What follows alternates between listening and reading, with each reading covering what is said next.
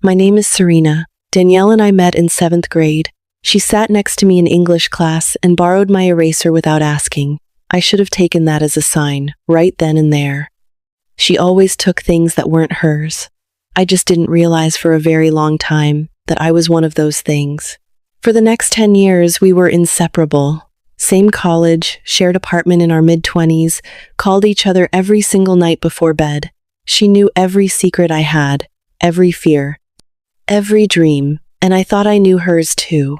When I met Daniel at a charity fundraiser 3 years ago, I knew almost immediately that he was different. He was kind in that quiet, steady way that doesn't announce itself. He remembered small things.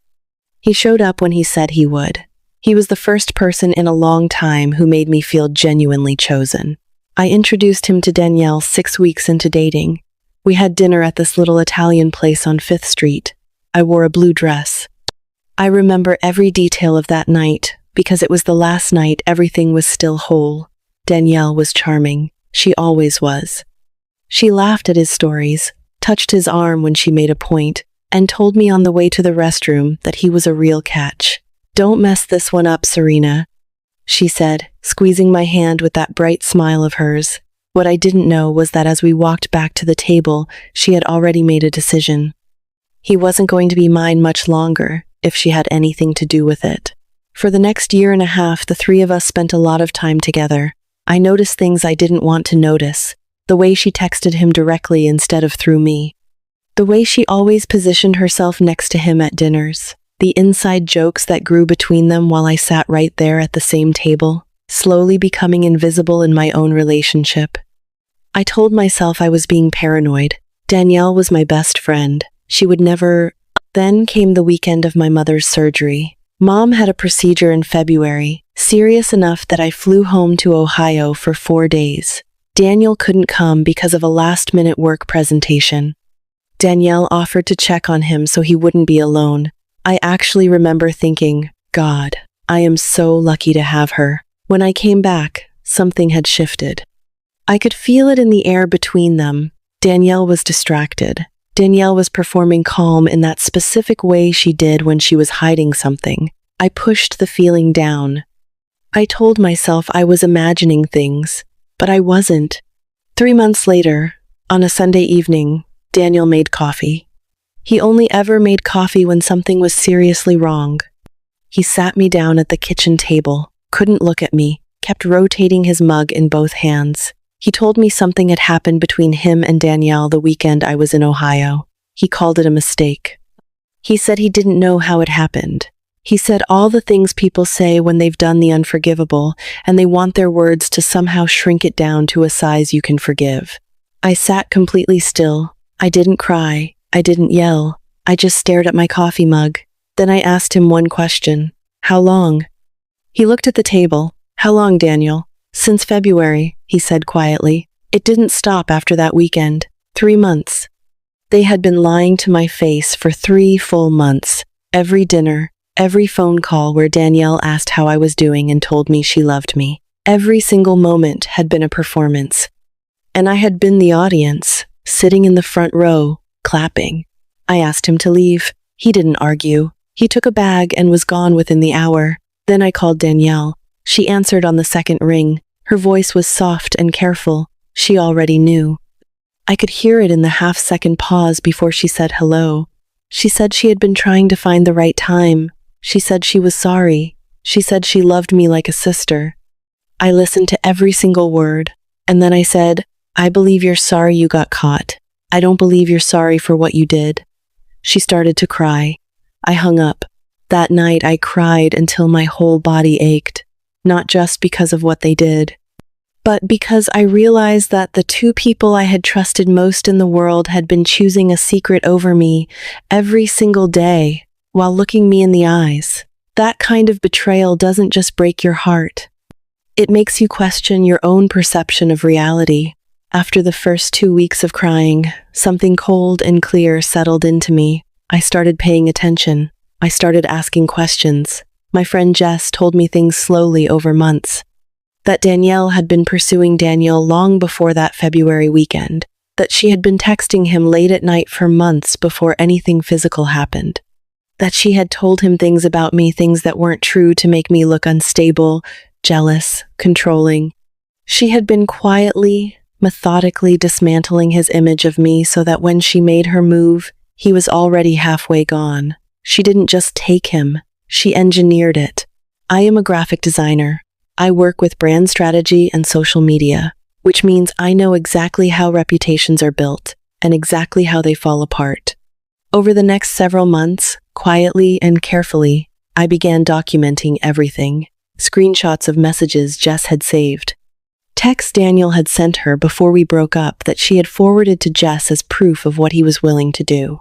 A voicemail Danielle had left on Jess's phone, drunk, careless, where she laughed about how easy it had been to flip Daniel because, in her words, Serena never knew how to keep a man interested anyway. I saved everything. I didn't do anything with it, not yet, because I had a plan, and plans require patience. 11 months after their relationship went public, Danielle and Daniel announced their engagement. A mutual friend sent me the Instagram post without comment, just a question mark. I stared at the photo. They looked happy. Danielle's ring caught the light perfectly, the way she always knew how to position herself for cameras. Daniel looked slightly stiff around the eyes, the way he did when he was performing happiness instead of feeling it. I had spent 2 years learning that look. I put my phone down, and I made a decision. I reached out to Trevor, Daniel's former co-worker, and one of his closest friends, someone I had always gotten along with. I met him for coffee, and I showed him everything, the screenshots, the voicemail, the full picture of what Danielle had done, methodically and deliberately, to end a relationship that never would have ended on its own. Trevor sat there reading through everything with a look on his face that I will never forget, quiet at first, then visibly angry. He looked up at me and said, "She did all of this on purpose." "Yes," I said, "she did." Trevor had been asked to give a toast at the wedding, and now he knew the truth about the couple he was toasting. I told him I wasn't asking him to do anything. I just thought he deserved to know. What he did with it was completely his choice. He looked at me for a long moment, and then he said, "I'll figure out the right thing to do." The morning of the wedding, I stood in front of my bathroom mirror in a black dress, holding a small envelope in my hand. Inside that envelope was a printed copy of Danielle's voicemail transcript, along with several of the most damning screenshots. I had already decided I wasn't going to mail it. Instead, I drove to the venue. I didn't go inside. I sat in my car across the street and I watched the guests arrive, and I felt something I hadn't expected to feel, completely calm. I drove home. I fed my cat. I made tea. According to Jess, the ceremony was fine, traditional. Danielle cried at the altar in that beautiful, practiced way she had. But the reception, Trevor stood up to give his toast. He talked about knowing Daniel for 8 years. He talked about watching him fall in love once before, with someone who was, in Trevor's words, the kind of person who made everyone around her better just by being in the room. He described specific moments. A holiday party where Daniel had pulled him aside and whispered that he thought he had found the one. A Sunday morning brunch where Daniel had looked across the table at his girlfriend with an expression Trevor said he had never seen on a man's face before or since. Not one person in that room needed Trevor to say the name. Everyone who had been there knew exactly who he was describing. Danielle's smile stayed completely fixed. Her grip on Daniel's hand went white. Daniel stared at the center of the table. Trevor paused, looked directly at Daniel, and said, very quietly, "I hope you find that again someday. I really do." Then he raised his glass, sat down. The room erupted in confused, uncomfortable applause. What happened next unraveled slowly and then all at once. People started talking between courses. Somewhere between the main course and dessert, 2 people at different tables were looking at the same screenshot on 2 different phones, and by the time the cake was cut, it had moved across half the reception. Danielle found out when her maid of honor leaned over and showed her the screen. Danielle had gone completely white. She turned to Daniel. He had already seen it. He looked at her the way you look at someone when you are recalculating every single thing you thought you knew about them. Danielle said, loud enough for the nearby tables to hear. "This is out of context," Daniel said, very quietly. "Is it?" she tried to explain. Daniel said nothing. He just looked at her with that expression, the one that meant he was somewhere very far away inside his own head. The reception ended early. Guests filtered out in small, uncomfortable clusters. No one danced. Danielle sitting alone at the head table, her veil slightly crooked, her bouquet lying on its side. Daniel standing by the bar with his back to the room, talking to no one. In the months after the wedding, Daniel and Danielle had not gone on their honeymoon as planned.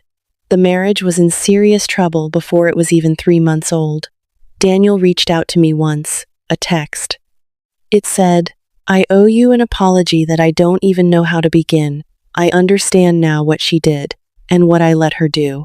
I'm sorry, Serena. I genuinely am." I read it. I sat with it for a long time, and then I typed back one sentence. "I hope you find your way to being someone she can't manipulate. For your own sake." I hit send. And then I blocked his number. Not out of anger, out of completion. That chapter was finished. Every last page of it. It has been almost 2 years since all of this happened.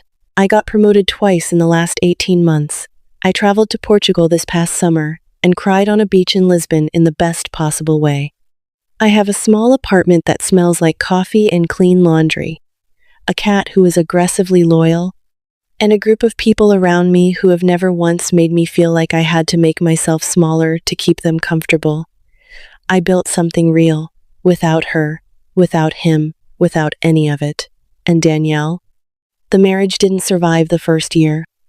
A relationship built on deception, maintained through lies, revealed in the most public way possible on the night it was supposed to begin, that is not a foundation, that is a countdown. She got exactly what she built.